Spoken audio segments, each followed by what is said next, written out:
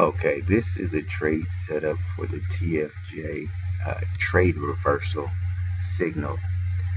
This particular setup is for a down trade. I'm going to go over the signal candle that you'd be looking for to prepare to enter this trade for a possible entry, and how to manage the trade as well. So get started with this market replay. So this again is a down trade, and on the down trade, what we are looking for is a green hammer with the tail pointing down. A green hammer with the tail pointing down, and the green hammer with the tail pointing down has to be right above a red diamond. So we're going to wait for this entry candle to form. Okay, so I'm going to pause it right here because we have an entry candle.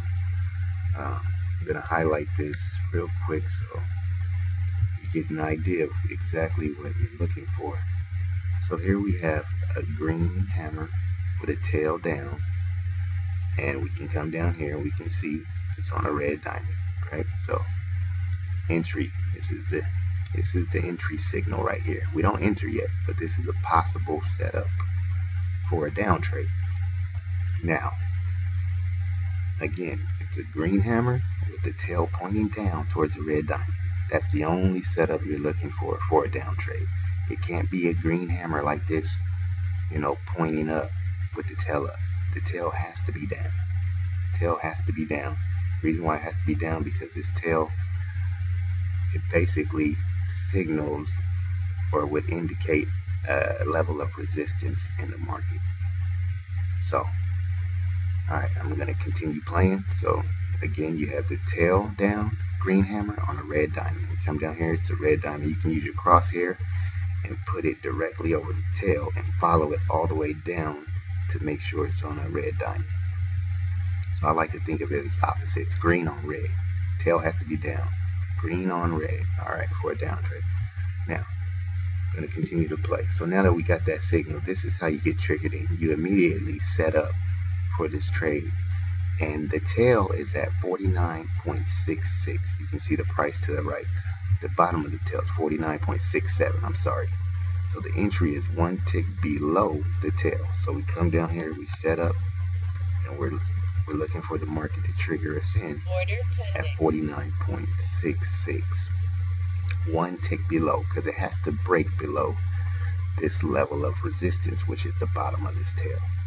Now, also what you want to pay attention to is this pivot right here. After an entry signal or candle is formed, you want to make sure the price does not go above the last pivot. So that's another thing we're watching out for. Price cannot go above this last pivot before you get triggered into the trade. So you set it up, but if price goes above this pivot, you have to manage the trade differently or just cancel out your order altogether. But this is just a basic setup. So for the basic setup, we just want to make sure price doesn't go. So now the market's created a new pivot. So if we get triggered in, this new pivot is our stop loss. So as soon as we get triggered in, this would be our stop loss. One tick above this right here, 49.91. So now I'm going to set my stop loss. It's going to be a buy stop. Yes. And we're looking to take 10 ticks of profit, so 49.66 down to 49.56. So I want to set that up. So looking to do a buy right there. Alright, so now we have our parameters set, and pretty much we're just waiting for the trade to take us out. And we did. We reached our profit.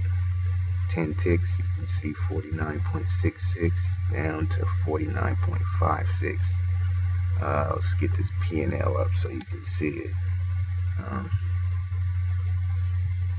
P&L, where you at? P&L. Okay, here we go.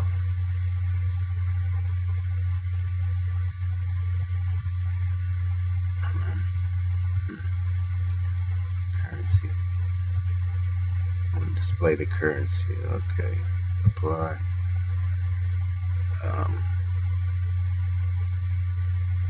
Alright, hold on real quick. Sorry about this. I'm trying to show you the profit, the P and L. Okay, sorry about that. Okay, so apply. Okay, so you see our profit is 100. It's 10 ticks. You know, it's $10 per tick on CL. So that's pretty much what you're looking for. You can take this out right here. Order canceled. You know, that was our stop loss. And that's pretty much the setup. It's just pretty simple. You're looking for a green hammer, the tail pointing down on a red diamond. Once this signal is created, you want to pay attention to make sure that the price of the market does not pass the previous pivot, which is right here. Okay, you're immediately setting up for this when you get the signal, but you want to make sure that before you're getting entered into this, that the market price does not pass this pivot. It does not. It makes a new pivot that's lower. So this pivot over here was 49.95, right? One tick above, and this pivot over here was 49.91.